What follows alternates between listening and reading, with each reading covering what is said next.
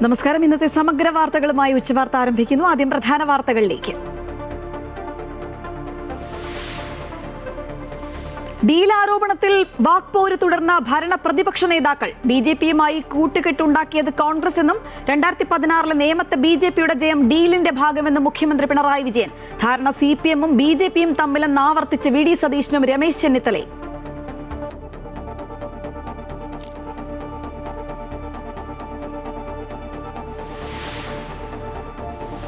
തെരഞ്ഞെടുപ്പ് പ്രചരണത്തിനായി പ്രധാനമന്ത്രി നരേന്ദ്രമോദി ഞായറാഴ്ച തൃശൂരിൽ NDA സ്ഥാനാർത്ഥി പത്മജ വേണുഗോപാലിന്റെ റോഡ് ഷോയിൽ പങ്കെടുക്കും. നാമനിർദ്ദേശ പത്രികാ സമർപ്പണം ഇന്ന് വൈകിട്ട് 3 മണി വരെ. പ്രകടനമായി എത്തി പത്രിക സമർപ്പിച്ച സ്ഥാനാർത്ഥികൾ. സൂക്ഷ്മ പരിശോധന നാളെ.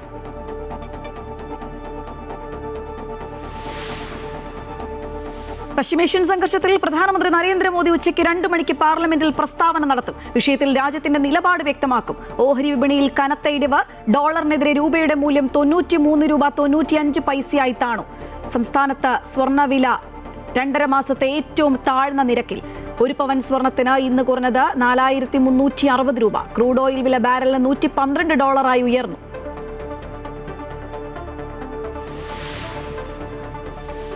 $311 കോടി രൂപയോളം വരുന്ന ദുരന്ത നിവാരണ ഫണ്ട് കേരളം വിനിയോഗിക്കുന്നില്ല എന്ന് ധനമന്ത്രി നിർമ്മല സീതാരാമൻ. വയനാടിനായി അനുവദിച്ച തുക ഉൾപ്പെടെ കെട്ടിക്കിടക്കുന്നു എന്നും ലോക്സഭയിൽ മന്ത്രി. കേരള സർക്കാർ അപേക്ഷ നൽകാതെ തുക കൈമാറാനാകില്ല എന്നും ധനമന്ത്രി.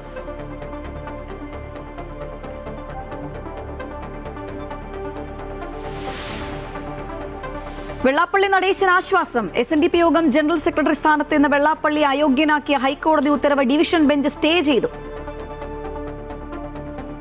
പാലക്കാട് CPM BJP ഡീലെന്ന കോൺഗ്രസ് ആരോപണത്തിൽ മറുപടിയുമായി മുഖ്യമന്ത്രി പിണറായി വിജയൻ. കോലീബി സഖ്യം അടക്കമുള്ള കാര്യങ്ങൾ ഓർമ്മിപ്പിച്ചുകൊണ്ടാണ് മുഖ്യമന്ത്രിയുടെ മറുപടി. BJPയുമായി കൂട്ടുകെട്ടുണ്ടാക്കിയത് കോൺഗ്രസാണ്. 2016 നേമത്തെ BJPയുടെ ജയം ഡീലിന്റെ ഭാഗമാണെന്നും മുഖ്യമന്ത്രി പറഞ്ഞു. വർഗീയതയെ കൂട്ടുപിടിച്ച് പ്രതിപക്ഷം അസത്യപ്രചരണം നടത്തുന്നുവെന്നും വാർത്താ സമ്മേളനത്തിൽ പിണറായി പറഞ്ഞു. RSSനെതിരെ BJPക്കെതിരെ വിട്ടുവീഴ്ചയില്ലാത്ത നിലപാട് സ്വീകരിച്ചത് എല്ലാ കാലത്തും ഇടതുപക്ഷമാണ്, പ്രത്യേകിച്ച് CPIമാണ്. ആർക്കും നിഷേധിക്കാവുന്ന കാര്യമല്ല. അതിൻ്റെ ഭാഗമായി തന്നെ ഞങ്ങളുടെ ഒരുപാട് സഖാക്കൾ ജീവൻ നൽകേണ്ടി വന്നിട്ടുണ്ട്. കോൺഗ്രസും UDFും എല്ലാ ഘട്ടത്തിലും RSSുമായി ബന്ധമുണ്ടാക്കാനാണ് എല്ലാ ഘട്ടത്തിലും ശ്രമിച്ചിട്ടുള്ളത്. എല്ലാവർക്കും ഓർമ്മയുണ്ടാവുമല്ലോ. നിങ്ങൾ ഈ പറഞ്ഞ പുരോഹിതൻ ഇത് പറഞ്ഞിട്ടുണ്ടെങ്കിൽ അദ്ദേഹം ഓർക്കുന്നുണ്ടാവുമല്ലോ, കോലീബി സഖ്യം. പക്ഷെ അത്തരമൊരു കൂട്ടുകെട്ട് ഉണ്ടാക്കുന്നതിന് വല്ല ജാള്യത അവർക്കുണ്ടായോ? ആ കൂട്ടുകെട്ട് ഇല്ലയെന്ന് പറയാൻ പറ്റുമോ? ഇവിടെ ഒരു കാലം UDF ഭരിക്കുന്നു.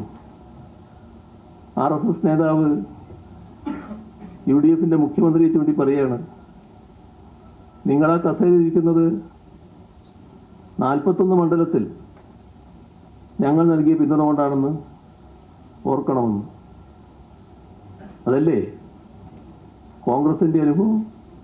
എല്ലാ കാലത്തും ഇത്തരം ശക്തികളുമായി കൂട്ടുകൂടാനല്ലേ തയ്യാറായിട്ടുള്ളത്? ഇപ്പോൾ 2016 നേമത്ത് നിന്ന് BJP ജയിച്ചു വന്നല്ലോ. BJP വിജയിപ്പിക്കാൻ CPM ഡീൽ നിശ്ചയിച്ചിരിക്കുകയാണെന്ന് രമേശ് ചെന്നിത്തല. 22 സീറ്റുകൾ 2020 നൽകി NDA പൊളിറ്റിക്കൽ ഡീൽ നടത്തിയിരിക്കുകയാണെന്നും അദ്ദേഹം ആരോപിച്ചു. കേരളത്തിലെ കോൺഗ്രസിൻ്റെ നേതൃത്വത്തിലുള്ള UDFിന് അധികാരം കിട്ടിയാൽ അത് മുഖ്യമന്ത്രി ആരാകണമെന്നുള്ളത് പാർട്ടി ഹൈക്കമാൻഡ് തീരുമാനിക്കും. ഇന്ന വ്യവസ്ഥകളൊന്നും ഞങ്ങളിതുവരെ അങ്ങനെ ആലോചിച്ചിട്ട് പോലുമില്ല. ശ്രീ രാഹുൽ ഗാന്ധി ഞങ്ങളെല്ലാം നേതാക്കന്മാരെയും വിളിച്ചുകൂട്ടി പറഞ്ഞത് ജയിക്കുക എന്നുള്ളതിനാണ് പ്രാഥമിക പരിഗണന. അത് കഴിഞ്ഞാൽ ആര് മുഖ്യമന്ത്രി ആകണം എന്നുള്ള കാര്യം പാർട്ടി ഹൈക്കമാൻഡ് തീരുമാനിക്കും. ആരോപണത്തിൽ ഉറച്ച പ്രതിപക്ഷ നേതാവ് VD സതീശൻ. കാസർഗോഡ്, മഞ്ചേശ്വരം, കോന്നി, റാന്നി മണ്ഡലങ്ങളിൽ ഡീലെന്നും പ്രതിപക്ഷ നേതാവ് ആരോപിച്ചു. പത്തനംതിട്ട ജില്ലയിൽ കോന്നി ശ്രീ കെ സുരേന്ദ്രൻ കഴിഞ്ഞ പ്രാവശ്യം മത്സരിച്ചാണ്. 32,000-ലധികം വോട്ട് കെ സുരേന്ദ്രൻ പിടിച്ച സീറ്റില് ഇപ്രാവശ്യം അത് BDJS കൊടുത്തു. ശരിയാണോ? റാന്നി ശബരിമല ഇരിക്കുന്ന സീറ്റാണ്. അവിടെ കൊടുത്തിരിക്കുന്നത് 2020 എവിടെയുള്ളത്? പത്തനംതിട്ടയിൽ 2020 നിങ്ങൾക്ക് എല്ലാവർക്കും അറിയാവുന്നതുപോലെ എറണാകുളം ജില്ലയിലെ കിഴക്ക് ഭാഗത്ത് മാത്രം ഉണ്ടായിരുന്ന ഒരു പാർട്ടിക്ക് പത്തനംതിട്ടയിലെ റാന്നി കൊടുത്തിരിക്കുകയാണ്. എന്നിട്ട് റാന്നിയിലെ 2020 സ്ഥാനാർത്ഥി പറയാണ് ശബരിമല വിഷയമൊന്നും ഞങ്ങൾ ഉന്നയിക്കുന്നില്ല, അതിൽ സർക്കാരിന്റെ ഭാഗത്ത് തെറ്റൊന്നുമില്ലെന്ന്. ഡീലില്ലെന്ന് മുഖ്യമന്ത്രി പറഞ്ഞെങ്കിൽ ഡീൽ ഉണ്ടെന്ന് വ്യക്തമാണെന്ന് അടൂർ പ്രകാശ് MP. LDF സ്ഥാനാർത്ഥികളെ പരിശോധിച്ചാൽ ഡീൽ മനസ്സിലാകും. ഒരിക്കലും ജനത്തെ കബളിപ്പിക്കാൻ കഴിയില്ല. 100-ലധികം സീറ്റുകൾ കേരളത്തിൽ UDF നേടുമെന്നും അദ്ദേഹം പറഞ്ഞു. ഈ ഡീൽ ആരോപണം ചോദിച്ചപ്പോൾ ഡീലില്ല, കോലീബി സഖ്യമാണുള്ളത്, അതാണ് പഴയ ചരിത്രം എന്ന് പറയുന്നത്. എന്താ മനസ്സിലായത്? അത് ഡീലില്ല എന്ന് അദ്ദേഹം പറഞ്ഞിട്ടുണ്ട്, ഡീൽ അതിനകത്തുണ്ട് എന്നുള്ളത് വളരെ വ്യക്തമാണ്. അതാണ് മുഖ്യമന്ത്രിയുടെ നാവിലൂടെ കടന്നു വന്നിട്ടുള്ളത്. ഇത് കേരളത്തിലെ ജനങ്ങളെ കബളിപ്പിക്കുവാൻ വേണ്ടിയുള്ള പ്രസ്താവനകളാണ് അദ്ദേഹം ഇറക്കിക്കൊണ്ടത്. കേരളത്തിലെ ജനങ്ങളെ അങ്ങനെ ഒരിക്കലും കബളിപ്പിക്കാൻ കഴിയില്ല എന്നുള്ള യാഥാർത്ഥ്യങ്ങൾ ജനങ്ങൾക്കറിയാവുന്ന കാര്യമാണ്. അത് ഒരു തർക്കവും സംശയവും വേണ്ട. ഈ പത്തനംതിട്ട ജില്ലയിൽ ബാക്കിയുള്ളത് അല്ല, ഞാൻ എല്ലാം കൂടെ പറയുകയല്ല, പത്തനംതിട്ട ജില്ലയിൽ 5 സീറ്റുകളിലും UDF അധികാരത്തിൽ വരാൻ പറ്റുന്ന തരത്തിൽ എല്ലാവരും ചെയ്യും. പ്രധാനമന്ത്രി നരേന്ദ്രമോദി ഞായറാഴ്ച തൃശൂരിലെത്തും. NDA സ്ഥാനാർത്ഥി പത്മജ വേണുഗോപാലിന്റെ തെരഞ്ഞെടുപ്പ് പ്രചരണത്തിൽ പങ്കെടുക്കാൻ വേണ്ടിയാണ് പ്രധാനമന്ത്രി എത്തുക. റോഡ് ഷോയിലും പങ്കെടുക്കും. ആദ്യം പാലക്കാട് എത്തിയതിനു ശേഷമായിരിക്കും തൃശൂരിലേക്ക് എത്തുക എന്നാണ് സൂചന. സമയക്രമത്തെക്കുറിച്ചും മറ്റുമുള്ള വിവരങ്ങളിൽ വ്യക്തത വരുന്നതേയുള്ളൂ. UDF ആരോഗ്യരംഗം വെന്റിലേറ്ററിലാക്കിയെന്നും LDF സർക്കാർ ആശുപത്രികൾ രോഗി സൗഹൃദമാക്കിയെന്നും മുഖ്യമന്ത്രി പിണറായി വിജയൻ. LDF സർക്കാർ ആരോഗ്യ മേഖലയിൽ പുതിയ തസ്തികകൾ സൃഷ്ടിച്ചു. മരുന്ന് ക്ഷാമം പൂർണ്ണമായും ഇല്ലാതാക്കി. സർക്കാർ ആശുപത്രികളെ കൂടുതൽ രോഗി സൗഹൃദമാക്കി. പ്രാഥമിക ആരോഗ്യ കേന്ദ്രങ്ങളെ ആധുനിക സൗകര്യങ്ങളുള്ള കുടുംബാരോഗ്യ കേന്ദ്രങ്ങളാക്കി മാറ്റിയെന്നും മുഖ്യമന്ത്രി പറഞ്ഞു. UDF ഭരണത്തിന്റെ കാലത്ത് അവസാന വർഷമായ 2015-16 സർക്കാർ ആശുപത്രികളിലെ OP രജിസ്റ്റർ ചെയ്തവരുടെ എണ്ണം 8,30,00,000. എന്നാൽ 24-25 അത് 12,63,00,000 ഉയർന്നു.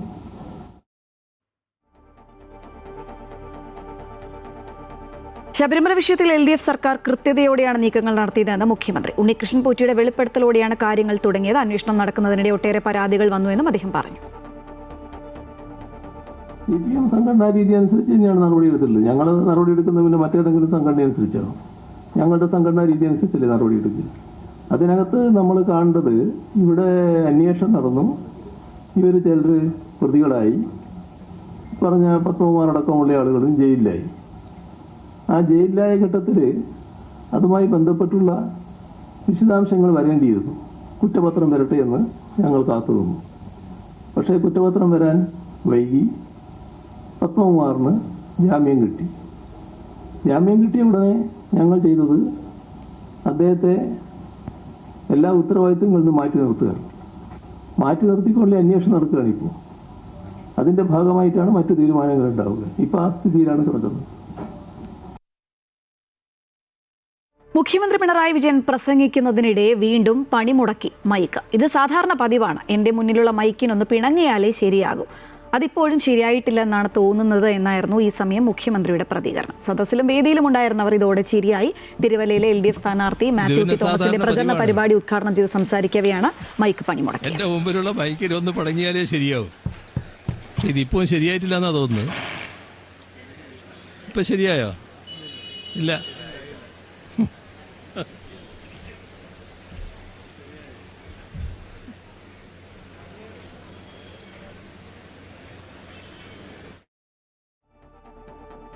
നിയമസഭാ തെരഞ്ഞെടുപ്പിനുള്ള നാമനിർദ്ദേശ പത്രിക സമർപ്പിക്കാനുള്ള സമയപരിധി ഇന്ന് അവസാനിക്കും. ഉച്ചയ്ക്ക് 3 മണി വരെയാണ് വരണാധികാരികൾ പത്രിക സ്വീകരിക്കുന്നത്. ഇന്നലെ വരെയുള്ള കണക്കുകൾ പ്രകാരം 341 സ്ഥാനാർത്ഥികളിൽ നിന്നായി 607 പത്രികകൾ ലഭിച്ചു കഴിഞ്ഞു. ഇന്ന് പ്രമുഖ മുന്നണി സ്ഥാനാർത്ഥികളുടേതടക്കം കൂടുതൽ പേർ പത്രിക സമർപ്പിക്കാൻ എത്തുന്നതോടെ പോരാട്ട ചിത്രം വ്യക്തമാകും. നാളെയാണ് പത്രികകളുടെ സൂക്ഷ്മ പരിശോധന. പത്രിക പിൻവലിക്കാനുള്ള അവസാന തീയതി വ്യാഴാഴ്ചയാണ്. അതിനുശേഷമായിരിക്കും അന്തിമ സ്ഥാനാർത്ഥി പട്ടിക പുറത്തിറങ്ങുക. നാമനിർദ്ദേശ പത്രിക സമർപ്പിച്ച വി.ഡി. സതീശനും ടി.കെ. ഗോവിന്ദനും ബി. ഗോപാലകൃഷ്ണനും അടക്കമുള്ള പ്രമുഖർ. പ്രതിപക്ഷ നേതാവ് വി.ഡി. സതീശൻ പറവൂർ അഡീഷണൽ തഹസീൽദാർക്കാണ് പത്രിക സമർപ്പിച്ചത്. അണികളോടൊപ്പം പ്രകടനമായി എത്തിയാണ് പത്രിക സമർപ്പിച്ചത്. അരുവിക്കര സ്ഥാനാർത്ഥി വി.എസ്. ശിവകുമാർ കളക്ടറേറ്റിൽ പത്രിക സമർപ്പിച്ചു. ഗുരുവായൂരിലെ എൻ.ഡി.എ സ്ഥാനാർത്ഥി ബി. ഗോപാലകൃഷ്ണൻ ചാവക്കാട് താലൂക്ക് ഓഫീസിൽ നാമനിർദ്ദേശ പത്രിക സമർപ്പിച്ചു. തളിപ്പറമ്പ് മണ്ഡലത്തിൽ UDF പിന്തുണയോടെ മത്സരിക്കുന്ന സ്ഥാനാർത്ഥി ടി.കെ. ഗോവിന്ദൻ പത്രിക സമർപ്പിച്ചു. ലത്തൂരിലെ A.K. ശശീന്ദ്രൻ പത്രിക സമർപ്പിച്ചു. മങ്കട നിയോജക മണ്ഡലം UDF സ്ഥാനാർത്ഥി മഞ്ഞളാംകുഴി അലി നാമനിർദ്ദേശ പത്രിക സമർപ്പിച്ചു. ഭരണാധികാരിയായ റവന്യൂ വിഭാഗം ഡെപ്യൂട്ടി കളക്ടർക്കാണ് പത്രിക സമർപ്പിച്ചത്. ഏറ്റുമാനൂർ നിയോജക മണ്ഡലം ഇടത് സ്ഥാനാർത്ഥി എൻ. വാസവൻ കോട്ടയം കളക്ടറേറ്റിൽ വരണാധികാരി മുൻപാകെ നാമനിർദ്ദേശ പത്രിക സമർപ്പിച്ചു. നഗരത്തിൽ നിന്നും നിരവധി പ്രവർത്തകരുടെയും നേതാക്കളുടെയും അകമ്പടിയോടെ പ്രകടനമായി എത്തിയാണ് പത്രിക സമർപ്പിച്ചത്. തൊടുപുഴയിൽ UDF സ്ഥാനാർത്ഥി അപ്പു ജോൺ ജോസഫ് നാമനിർദ്ദേശ പത്രിക സമർപ്പിച്ചു. LDF BJPയും ഡീലെന്ന ആരോപണത്തിൽ കാര്യമില്ല എന്ന് അപ്പു ജോൺ ജോസഫ് പറഞ്ഞു. കോട്ടയം നിയോജക മണ്ഡലത്തിലെ UDF സ്ഥാനാർത്ഥി തിരുവഞ്ചൂർ രാധാകൃഷ്ണൻ നാമനിർദ്ദേശ പത്രിക സമർപ്പിച്ചു. ചെങ്ങന്നൂരിലെ NDA സ്ഥാനാർത്ഥി MV ഗോപകുമാർ നാമനിർദ്ദേശ പത്രിക സമർപ്പിച്ചു. ഛത്തീസ്ഗഡ് മുഖ്യമന്ത്രി വിഷ്ണു ദേവ് സായിക്കൊപ്പം എത്തിയാണ് ചെങ്ങന്നൂർ RDOയ്ക്ക് മുൻപാകെ പത്രിക സമർപ്പിച്ചത്. നിലപാടിലുറച്ച ഗുരുവായൂരിലെ NDA സ്ഥാനാർത്ഥി ബി. ഗോപാലകൃഷ്ണൻ. മുസ്ലിം ലീഗ് മതേതരത്വം ആണ് കാണിക്കുന്നതെങ്കിൽ ഗോപാലകൃഷ്ണനും മതേതരവാദിയാണ്. ജമാഅത്തെ ഇസ്ലാമിയെ തോളിലേറ്റുന്ന സതീശൻ മതേതരവാദിയാണെങ്കിൽ ഗോപാലകൃഷ്ണൻ മതേതരവാദിയാണെന്നും ഗോപാലകൃഷ്ണൻ തൃശ്ശൂരിൽ പറഞ്ഞു. മുസ്ലിം ലീഗ് മതേതരത്വമാണെങ്കിൽ ബി. ഗോപാലകൃഷ്ണനും മതേതരത്വവാദിയാണ്. ജമാഅത്തെ ഇസ്ലാമിയെ തോളിലേറ്റുന്ന വി.ഡി. സതീശനും കോൺഗ്രസും മതേതരത്വമാണെങ്കിൽ മതേതരത്വവാദികളാണെങ്കിൽ BJP ബി. ഗോപാലകൃഷ്ണനും മതേതരത്വവാദിയാണ്. NDFന് എല്ലാ സൗകര്യങ്ങളും ചെയ്തു കൊടുക്കുന്ന പോപ്പുലർ ഫ്രണ്ടുമായി ഒളിഞ്ഞും തെളിഞ്ഞും സഖ്യമുണ്ടാക്കുന്ന പിണറായി വിജയൻ്റെ LDF മതേതരത്വമാണെങ്കിൽ ബി. ഗോപാലകൃഷ്ണനും മതേതരത്വവാദിയാണ്. തളിപ്പറമ്പിൽ P.K. ശ്യാമളയുടെ സ്ഥാനാർത്ഥിത്വത്തിൽ ഇന്നും ആരോപണ ശരങ്ങളുമായി മുൻ CPM കണ്ണൂർ സെക്രട്ടേറിയറ്റ് അംഗം T.K. ഗോവിന്ദൻ. P.K. ശ്യാമളയെ സെക്രട്ടേറിയറ്റിൽ മാത്രമല്ല ഒരു ഘടകത്തിലും അംഗീകരിച്ചിട്ടില്ല. പിണറായിയുടെ അറിവോടെയാണ് സ്ഥാനാർത്ഥിത്വം. പിണറായി ചർച്ചകൾ കേട്ടിരുന്നുവെങ്കിൽ അംഗീകരിക്കില്ലായിരുന്നുവെന്നും അദ്ദേഹം പറഞ്ഞു. നമ്മൾ നോമിനേഷൻ കൊടുത്തു കഴിഞ്ഞു. ഇനി തുടർന്ന് പ്രവർത്തനത്തിന്റെ രംഗത്തേക്കാണ്. തീർച്ചയായിട്ടും അതൊരു സ്വതന്ത്ര സ്ഥാനാർത്ഥി UDFന്റെ പിന്തുണയുള്ള ഒരു സ്വതന്ത്ര സ്ഥാനാർത്ഥി എന്നുള്ള നിലക്ക് ഈ ജനവികാരം എനിക്ക് അനുകൂലമായി മാറും എന്നാണ് ഞാൻ പ്രതീക്ഷിക്കുന്നത്. തെരഞ്ഞെടുപ്പ് തിരക്കിനിടെ പാലക്കാട് നിയോജക മണ്ഡലത്തിൽ വിവാദ പരാമർശം കത്തിക്കയറുകയാണ്. കോൺഗ്രസ് സ്ഥാനാർത്ഥി രമേശ് പിഷാരടിക്കെതിരെ മുതിർന്ന CPM നേതാവ് തോമസ് ഐസക് നടത്തിയ പരാമർശമാണ് പ്രചരണ വേദികളിൽ ചർച്ചാ വിഷയമാകുന്നത്. ഐസക്കിന് മറുപടിയായി പിഷാരടിയും കോൺഗ്രസും രംഗത്തെത്തി. ഒടുവിൽ പരാമർശത്തിൽ ഖേദപ്രകടനം നടത്തിയിരിക്കുകയാണ് തോമസ് ഐസക്. മീനച്ചൂടിനെ വെല്ലുന്ന തിരഞ്ഞെടുപ്പ് ചൂട് കത്തിക്കയറുന്ന പാലക്കാട് നിയോജക മണ്ഡലത്തിൽ ഡീലിനെ വെല്ലുന്ന മറ്റൊരു വിവാദം ഏറ്റുപിടിച്ചിരിക്കുകയാണ് കോൺഗ്രസ്. മണ്ഡലത്തിലെ കോൺഗ്രസ് സ്ഥാനാർത്ഥി രമേശ് പിഷാരടിയെ മുതിർന്ന CPM നേതാവ് തോമസ് ഐസക് കോമാളി താരമെന്ന് പരാമർശിച്ചതാണ് വിഷയം. കോമാളി വേഷം കിട്ടുന്ന ഇത്തരം നടന്മാരെ സ്ഥാനാർത്ഥിയാക്കിയിട്ട് വോട്ട് കിട്ടുന്നില്ല എന്ന് പറഞ്ഞിട്ട് വല്ല കാര്യവുമുണ്ടോ എന്നായിരുന്നു ഐസക്കിന്റെ പരാമർശം. ഐസക് കലാകാരന്മാരെയാകെ അവഹേളിക്കുകയാണെന്ന് കോൺഗ്രസ് ആരോപിച്ചു. ധനമന്ത്രി എന്ന നിലയിൽ ധൂർത്തും ദുർവ്യയവും നടത്തി കേരളത്തിന്റെ സമ്പദ്ഘടന തകർത്ത ധാരാളിയാണ് ഐസക് എന്നാണ് കോൺഗ്രസ് തിരിച്ചടിച്ചത്. പിഷാരടിയും ഐസക്കിന് മറുപടിയുമായി കളത്തിലിറങ്ങി. തനിക്ക് അഭിപ്രായ സ്വാതന്ത്ര്യം മാത്രമല്ല സംസ്കാരം കൂടിയുണ്ട്. സംസ്കാരം സമരം ചെയ്താൽ കിട്ടില്ല എന്നാണ് പിഷാരടി തിരിച്ചടിച്ചത്. എനിക്ക് സംസ്കാരം കൂടി ഉണ്ട്, സ്വാതന്ത്ര്യം മാത്രമല്ല ഉള്ളത്. അതുകൊണ്ട് ഈ സംസ്കാരം സമരം ചെയ്താൽ കിട്ടുന്നൊരു കാര്യമല്ല, അത് എളുപ്പത്തിൽ കിട്ടൂല. വിവാദം വോട്ടർമാർക്കിടയിലും ചർച്ചയായപ്പോൾ ഖേദപ്രകടനവുമായി തോമസ് ഐസക്കും കളത്തിലിറങ്ങി. പലസ്തീൻ വിഷയത്തിൽ പിഷാരടിയുടെ വിമർശനത്തെയാണ് താൻ പരാമർശിച്ചത് എന്നാണ് ഐസക് പറയുന്നത്. കോമാളി എന്നൊരു പ്രയോഗം ഞാൻ നടത്തി. അത് പാലക്കാട്ടെ UDF സ്ഥാനാർത്ഥിക്ക് മനോവിഷമം ഉണ്ടാക്കിയതിൽ എനിക്ക് ഖേദമുണ്ട്. അങ്ങനെ അദ്ദേഹത്തിൻ്റെ അഭിനയ മികവിനെക്കുറിച്ചൊന്നും മോശം പറയാനല്ല ഞാൻ ഉദ്ദേശിച്ചത്. എൻ്റെ വിമർശനം രാഷ്ട്രീയമാണ്. ഏതായാലും ഖേദപ്രകടനം നടത്തിയാലും വോട്ടർമാരുടെ ഇടയിൽ നിന്ന് ഐസക്കിനോട് ഒരു ചോദ്യം ഉയർന്നിട്ടുണ്ട്. CPM-ലുമുണ്ടല്ലോ കോമാളി വേഷം കിട്ടുന്ന കലാകാരന്മാർ. അവരൊന്നും സ്ഥാനാർത്ഥികളായപ്പോൾ നേതാവിന് കോമഡി താരത്തെ സ്ഥാനാർത്ഥിയാക്കിയിട്ട് എന്ത് കാര്യമെന്ന് തോന്നിയില്ലേ എന്നാണ് വോട്ടർമാരുടെ, പ്രത്യേകിച്ച് പാലക്കാട്ടെ വോട്ടർമാരുടെ ന്യായമായ സംശയം. News desk Amrita news. Vellappally നടേശന് ആശ്വാസം. SNDP യോഗം ജനറൽ സെക്രട്ടറി സ്ഥാനത്ത് നിന്ന് വെള്ളാപ്പള്ളി അയോഗ്യനാക്കിയ ഹൈക്കോടതി ഉത്തരവ് ഡിവിഷൻ ബെഞ്ച് സ്റ്റേ ചെയ്തു. അഡ്വക്കേറ്റ് രാജേഷ് ചേരുകയാണ്. രാജേഷ്, കൂടുതൽ വിവരങ്ങൾ. വെള്ളാപ്പള്ളി നടേശന് താൽക്കാലിക ആശ്വാസം ലഭിച്ചു എന്ന് പറയാൻ പറ്റും. കാരണം ഇതിലൊരു വലിയ ഒരു പ്രശ്നമുണ്ട്. കാരണം ഒരു സിംഗിൾ ബെഞ്ച് ഉത്തരവ് വന്നപ്പോൾ തന്നെ ഈ SNDP എന്ന് പറയുന്ന വലിയൊരു പ്രസ്ഥാനം, അതിന്റെ കീഴിൽ പ്രവർത്തിക്കുന്ന സ്കൂളുകളുണ്ട്, മറ്റു പല പല സംഘടനകളുമുണ്ട്, സംവിധാനങ്ങളുണ്ട്. ഇതെല്ലാം നിശ്ചലമായി പോകുന്ന ഒരു അവസ്ഥ സംജാതമായിരുന്നു. ഏതായാലും ഇപ്പോൾ ഡിവിഷൻ ബെഞ്ച് തൽസ്ഥിതി തുടരാൻ ആദ്യം പറഞ്ഞെങ്കിലും ഇപ്പോൾ ഈ സിംഗിൾ ബെഞ്ചിന്റെ ഉത്തരവ് താൽക്കാലികമായി ചെയ്തിരിക്കുകയാണ്. അതുകൊണ്ട് തന്നെ വെള്ളാപ്പള്ളി നടേശന് ഇപ്പോൾ നിലവിൽ ഒരു ഇതിന്റെ ഒരു ആ ഒരു പ്രസിഡന്റ് ചെയർമാൻ സ്ഥാനം അല്ലെങ്കിൽ ആ ഒരു അധികാര സ്ഥാനത്ത് തുടരാം. എങ്കിലും നയപരമായ തീരുമാനങ്ങൾ എടുക്കുവാൻ ഒരു വിലക്ക് ഉണ്ട് ഇതിനകത്ത്. കാരണം ഇപ്പോൾ എന്തെങ്കിലും ഒരു തീരുമാനം എടുക്കുമ്പോൾ, വലിയ വലിയ തീരുമാനങ്ങൾ എടുക്കുമ്പോൾ അത് പിന്നീട് കോടതിയിൽ ചോദ്യം ചെയ്യപ്പെടാം. ഏതായാലും ഇത് പൂർണ്ണമായ ആശ്വാസമൊന്നും പറയാൻ പറ്റില്ല. എങ്കിൽ പോലും താൽക്കാലികമായി സിംഗിൾ ബെഞ്ചിന്റെ ഉത്തരവ് ഇപ്പോൾ ഡിവിഷൻ ബെഞ്ച് സ്റ്റേ ചെയ്തിരിക്കുകയാണ്. ഇത് ഒരുപക്ഷെ ഈ കേസ് സുപ്രീം കോടതിയിലേക്ക് എത്തും എന്നുള്ളത് യാതൊരു സംശയവുമില്ല. കാരണം സ്വാഭാവികമായിട്ടും ഇത്തരത്തിലൊരു വലിയ പ്രസ്ഥാനത്തിന്റെ ഒരു തലവനെ വിലക്കുമ്പോൾ അതിന് കീഴിലുള്ള ഒരുപാട് സംവിധാനങ്ങൾ ഇതിൽ നിശ്ചലമായി പോകുന്ന ഒരു അവസ്ഥയുണ്ട്. അത് പരിഗണിച്ച് മാത്രമാണ് ഇപ്പോൾ ഡിവിഷൻ ബെഞ്ച് താൽക്കാലികമായി സിംഗിൾ ബെഞ്ചിന്റെ ഉത്തരവ് സ്റ്റേ ചെയ്തിട്ടുള്ളത്. ശരി, എന്തായാലും വെള്ളാപ്പള്ളി നടേശന് താൽക്കാലിക ആശ്വാസം ലഭിക്കുകയാണ്. SNDP യോഗം ജനറൽ സെക്രട്ടറി സ്ഥാനത്ത് നിന്ന് വെള്ളാപ്പള്ളി അയോഗ്യനാക്കിയ ഹൈക്കോടതി ഉത്തരവ് ഡിവിഷൻ ബെഞ്ച് സ്റ്റേ ചെയ്തിരിക്കുകയാണ്. വിവരങ്ങളുമായി ഒപ്പം ചേരുകയായിരുന്നു അഡ്വക്കേറ്റ് രാജേഷ്.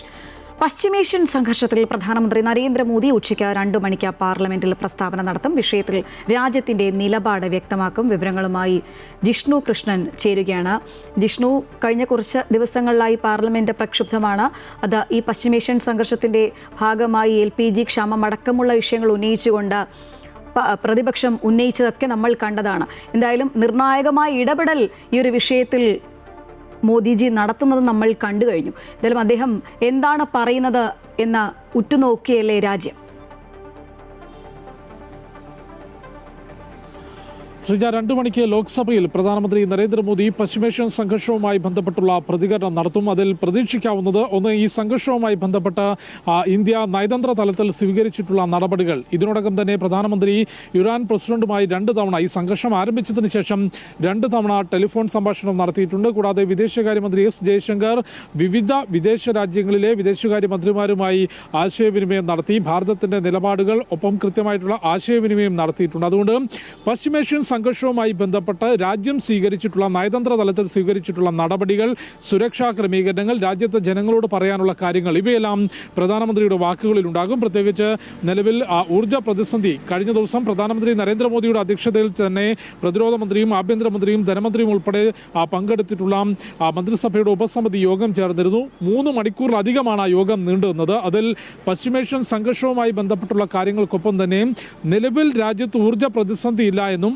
പക്ഷേ പശ്ചിമേഷ്യൻ മേഖലയിലെ സംഘർഷം നീണ്ടുപോവുകയാണെങ്കിൽ രാജ്യത്ത് ചില പ്രതിസന്ധികൾ ഉണ്ടാകാനുള്ള ഇടയുണ്ട് എന്ന കൃത്യമായ നിരീക്ഷണം ഇന്ത്യ നടത്തിയിട്ടുണ്ട്. ഒപ്പം നിലവിൽ ഇന്ത്യയുടെ സാമ്പത്തിക സ്ഥിതിയെ, സാമ്പത്തിക മേഖലയെ പശ്ചിമേഷ്യൻ മേഖലയിലെ യുദ്ധം ബാധിച്ചിട്ടില്ല. അതിൽ വലിയ രീതിയിലുള്ള ഇമ്പാക്റ്റ് ഉണ്ടായിട്ടില്ല. പക്ഷേ അവിടെയും പശ്ചിമേഷ്യൻ യുദ്ധം കൂടുതൽ ദിവസങ്ങൾ നീണ്ടുപോയാൽ സാധ്യതയുണ്ട് എന്ന നിരീക്ഷണം നടത്തിയിരുന്നു. അതുകൊണ്ട് സുപ്രധാനമായ ചില തീരുമാനങ്ങൾ ഇന്നലെ ചേർന്ന യോഗത്തിൽ എടുത്തിട്ടുണ്ട്. അത് എത്രത്തോളം പരസ്യമായി ഇന്ന് പ്രധാനമന്ത്രി പാർലമെന്റിൽ പറയും എന്ന് നോക്കിക്കാണേണ്ടതാണ്. പ്രത്യേകിച്ച് പ്രതിപക്ഷം കഴിഞ്ഞ ദിവസങ്ങളിലെല്ലാം ആവശ്യം ഉന്നയിച്ചത് ഈ വിഷയവുമായി ബന്ധപ്പെട്ട് പ്രധാനമന്ത്രി നരേന്ദ്രമോദി നിലപാട് വ്യക്തമാക്കണം എന്നുള്ളതായിരുന്നു. പാർലമെന്റിന്റെ ആദ്യ ദിവസം തന്നെ വിദേശകാര്യമന്ത്രി ഡോക്ടർ S ജയശങ്കർ ലോക്സഭയിലും രാജ്യസഭയിലും പശ്ചിമേഷ്യൻ സംഘർഷവുമായി ബന്ധപ്പെട്ട് ഭാരതത്തിന്റെ നിലപാട് വ്യക്തമാക്കിയിരുന്നു. ഇന്ന് 2 മണിക്കാണ് പ്രധാനമന്ത്രി നരേന്ദ്രമോദി ലോക്സഭയിൽ സംസാരിക്കുക. നയതന്ത്ര തലത്തിൽ എടുത്തിട്ടുള്ള തീരുമാനങ്ങൾ, വിവിധ ലോകരാജ്യങ്ങളുമായി സംസാരിച്ച് ഭാരതത്തിന്റെ നിലപാട് എന്താണ് അറിയിച്ചിട്ടുള്ളത്, രാജ്യത്തിനകത്ത് ഊർജ്ജ പ്രതിസന്ധി ഉൾപ്പെടെയുള്ള കാര്യങ്ങൾ, സാമ്പത്തിക മേഖലയിൽ ഇക്കാര്യം ാതിരിക്കാൻ എന്തെല്ലാം നിലപാട് കൈക്കൊണ്ടിട്ടുണ്ട്, ഇവയെല്ലാം തന്നെ പ്രധാനമന്ത്രിയുടെ വാക്കുകളിൽ ഉണ്ടാകും എന്നാണ് മനസ്സിലാക്കുന്നത്. ശ്രീജ. ശരി ജിഷ്ണു, എന്തായാലും പശ്ചിമേഷ്യൻ സംഘർഷത്തിൽ പ്രധാനമന്ത്രി നരേന്ദ്രമോദി ഉച്ചയ്ക്ക് 2 മണിക്ക് പാർലമെന്റിൽ പ്രസ്താവന നടത്തും. വിഷയത്തിൽ രാജ്യത്തിന്റെ നിലപാട് അദ്ദേഹം വ്യക്തമാക്കുമെന്നാണ് ജിഷ്ണു കൃഷ്ണൻ റിപ്പോർട്ട് ചെയ്യുന്നത്.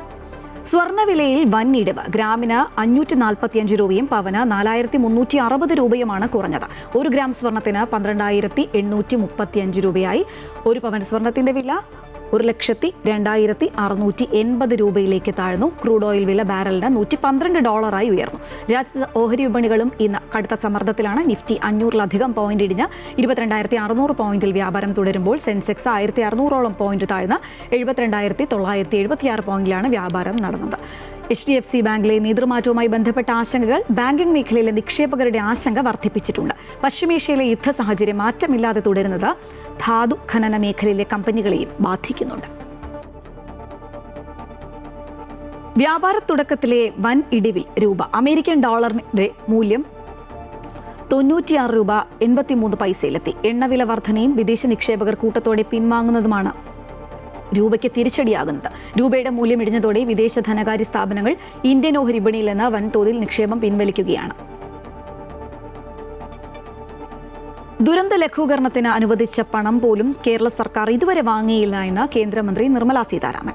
ഉരുൾപൊട്ടൽ, നഗരമേഖലയിലെ വെള്ളപ്പൊക്കം തുടങ്ങി വിവിധ വിഷയങ്ങളിലായി 311 കോടിയോളം രൂപ പാസാക്കിയിട്ടുണ്ട്. എന്നാൽ ഇതിൽ നിന്ന് 1 രൂപ പോലും സംസ്ഥാന സർക്കാർ ഉപയോഗിച്ചിട്ടില്ല എന്നും അപേക്ഷ നൽകിയില്ല എന്നും മന്ത്രി ലോക്സഭയിൽ അറിയിച്ചു. കേരള സർക്കാർ അപേക്ഷ നൽകാതെ തുക കൈമാറാനാകില്ല എന്നും ധനമന്ത്രി വ്യക്തമാക്കി.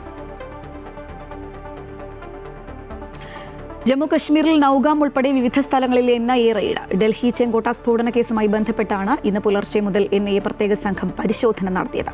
കേസിൽ അറസ്റ്റിലായി ഡോക്ടർ മുസമ്മിൽ, ഷഹീൻ സയ്യിദ് തുടങ്ങിയവരെ ചോദ്യം ചെയ്തതിൽ നിന്ന് ലഭിച്ച നിർണായക വിവരങ്ങളുടെ അടിസ്ഥാനത്തിലായിരുന്നു പരിശോധന.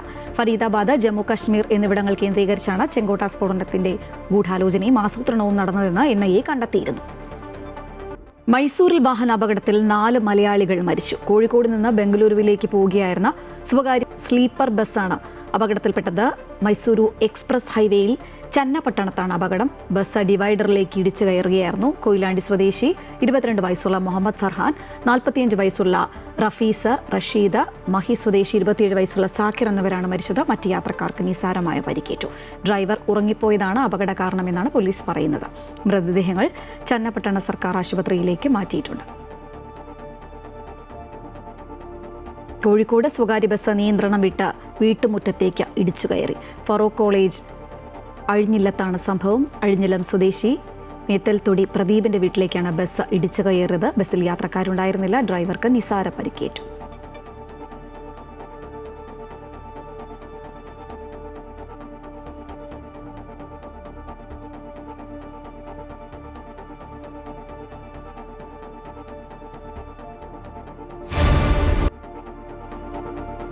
ഡേവിഡ് കറ്റാലയുടെ പകരക്കാരനെ തേടി കേരള ബ്ലാസ്റ്റേഴ്സ്. ബംഗളൂരു FC-യുടെ മുൻ പരിശീലകൻ ആഷ്ലി വെസ്റ്റ് വുഡുമായി മാനേജ്മെന്റ് ചർച്ച നടത്തിയതാണ് റിപ്പോർട്ട്. ഈ സീസണിൽ 6 മത്സരങ്ങളിൽ 5ഉം തോറ്റതോടെയാണ് മുഖ്യ പരിശീലകനായ ഡേവിഡ് കറ്റാലയെ പുറത്താക്കിയത്. പോയിന്റ് ടേബിളിൽ 13ാമത്തെ സ്ഥാനമാണ് ടീമിനുള്ളത്. ഇന്നത്തെ ഉച്ചവാർത്ത പൂർണ്ണമാകുന്നു. കൂടുതൽ വാർത്തകൾക്കായി അമൃത ന്യൂസ് യൂട്യൂബ് ചാനൽ കാണുക. നമസ്കാരം.